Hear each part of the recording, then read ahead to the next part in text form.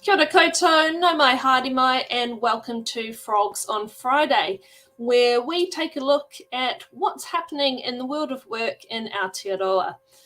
Today we're going to go through in Mahi Media shock horror. We're talking again about staffing shortages, but this time particularly within the tourism and hospitality sector, and what that means as we come into summer. We'll go through some of our hot jobs as usual. And I've got a very special guest who I caught up with earlier this morning, just so that the time zone was a little bit friendlier for our guest, Liz Jones, with a very exciting announcement. And then we'll go to our Twitter polls. So let's start with Mahi Media.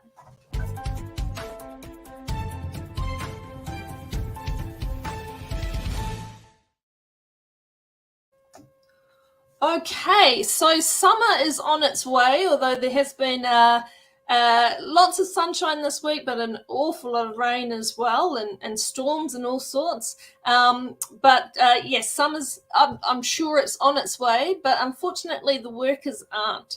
So this article looks at the effects of those extreme staffing shortages particularly on the tourism and hospitality sector, and what it also means for the economy and the region there. So some good news. So overseas tourists are back, and we're expecting increased numbers over summer.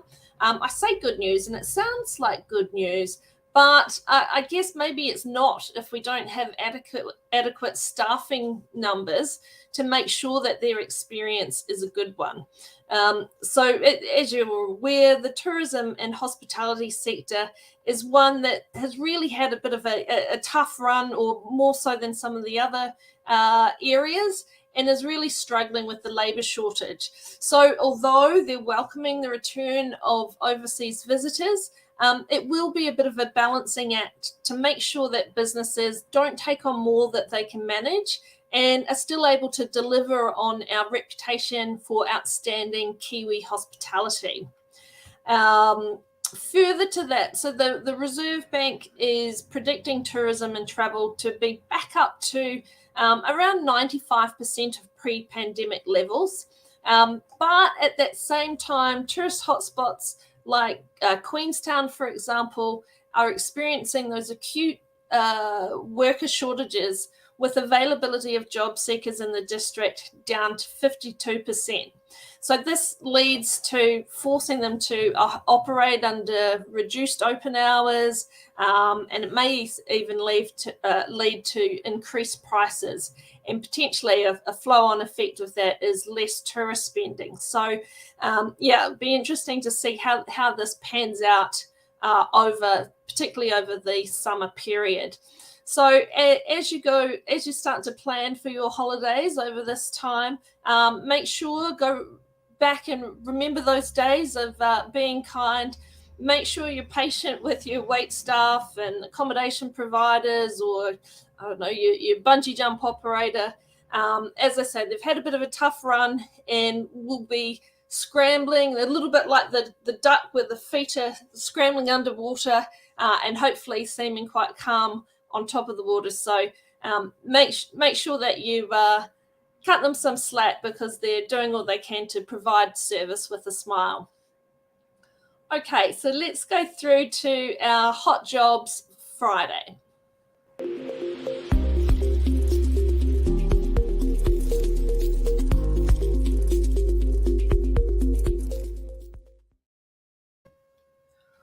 Okay, first up we have a new role here. So it's a permanent position for a warehouse and operations manager.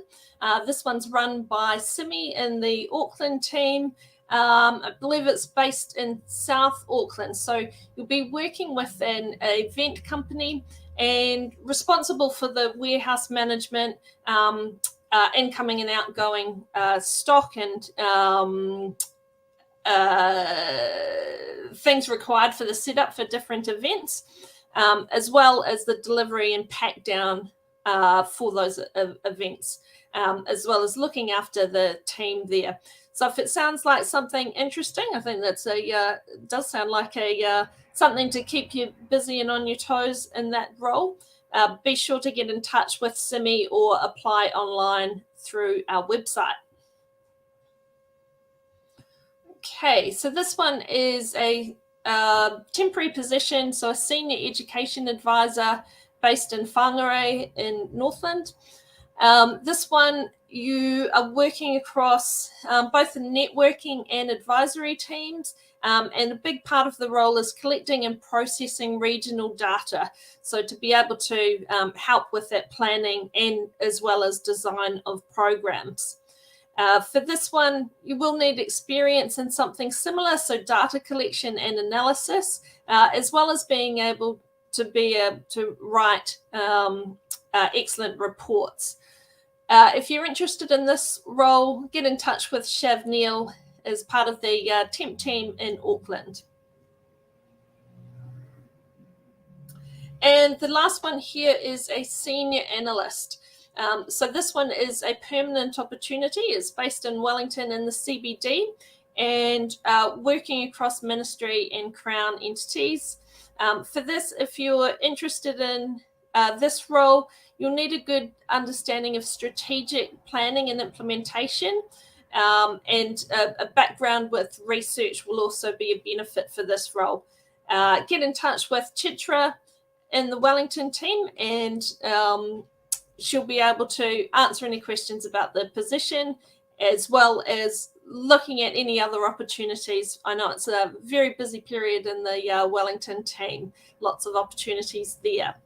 Across now, we've got a role that Chitra has on the, I think it's in the temp space, but let's have a look.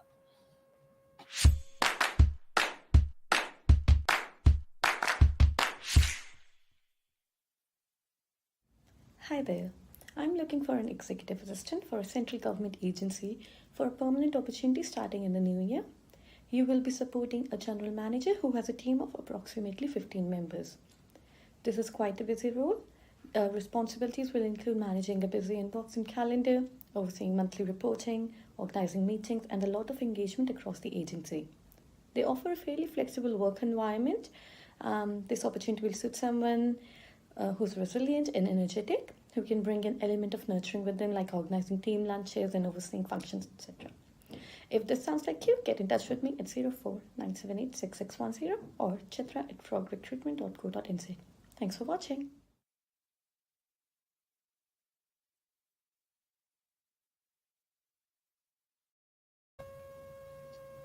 All right, so now let's have a look from our catch-up with Liz Jones earlier this morning.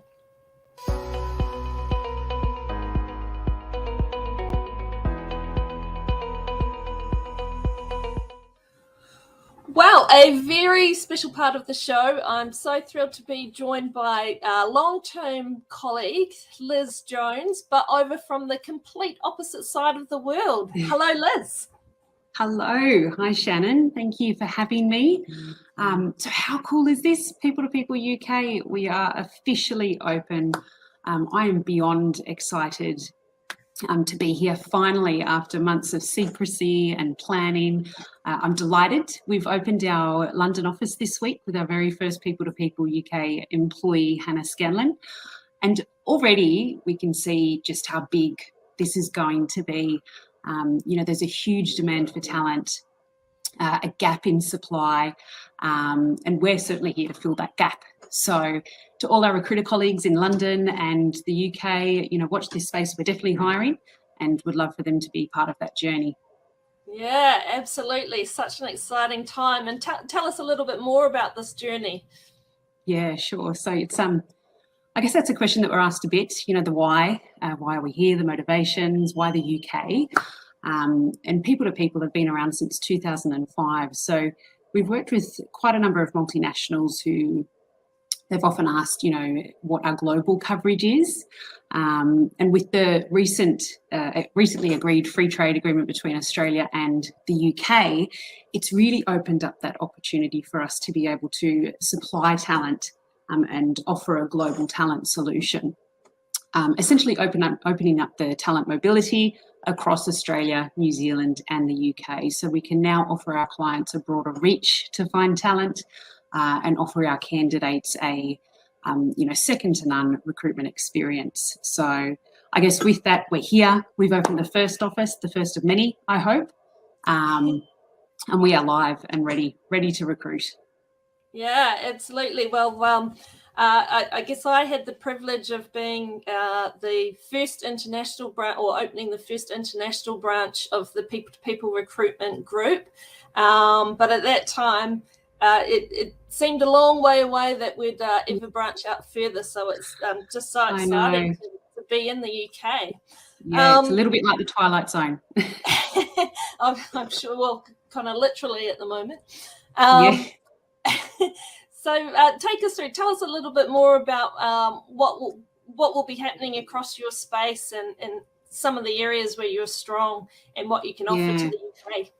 Yeah, sure. So, I mean, obviously, people to people, we have consultants who operate in the temporary and permanent space across 11 specialisations. And we also offer the, on-site workforce management through our HR solutions team. I guess here in the UK, we will look to replicate that and be able to offer those services to the clients that we have here as well. In the immediate future, though, and certainly where we've seen the highest demand, right now, is probably more within that accounting and finance space, your legal, marketing, digital, and a few areas of that business support too. So those will be the niches that we would be focusing on straight away.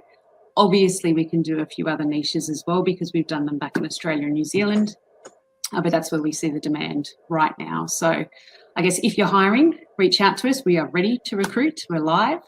And likewise, if you're looking for work, or maybe looking for a working holiday in Australia, New Zealand or the UK, we're here to help.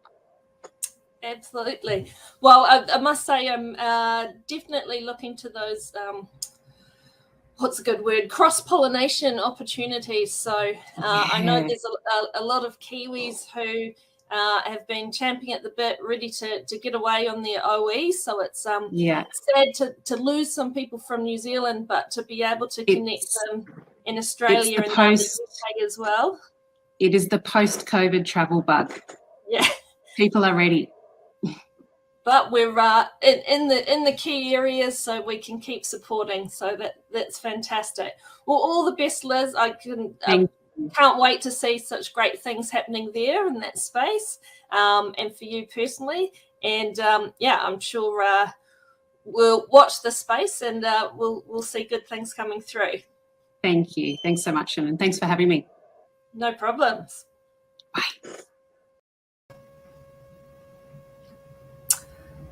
Okay, well, it was still is a very exciting time. So great to catch up with Liz Jones, MD for our new People to People UK branch in London.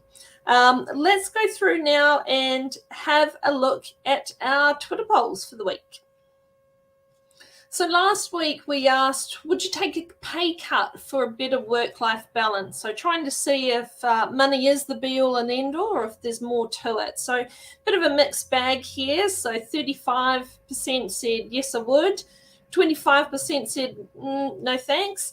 And then the fence sitters, I guess. So 40% saying, well, it kind of depends on the circumstances. So I think that does show, though, that people are taking these things or the bigger picture into consideration before they look at changing roles or looking at what their best prospects are for the future. So interesting to see that shift in the market. Okay, so this week, bearing in mind what we've been talking about here and with the new office opening, and MB has warned that over 50,000 Kiwis are expected to leave New Zealand over the next year. So Although that can seem quite concerning, I'm not quite sure how many will be returning the other way around. At least there's those opportunities across Australia and the UK as well within people-to-people and frog recruitment. So let's have a look this week and to see, are you considering a working holiday in the UK or Australia for 2023? So yeah, I'll be very keen to see the results from this one. All right, so that is it for today. We will be back next week. I think that's going to be our last one for the year, next Friday, 12:30 as usual. Would love to see you there. Take care and see you next time.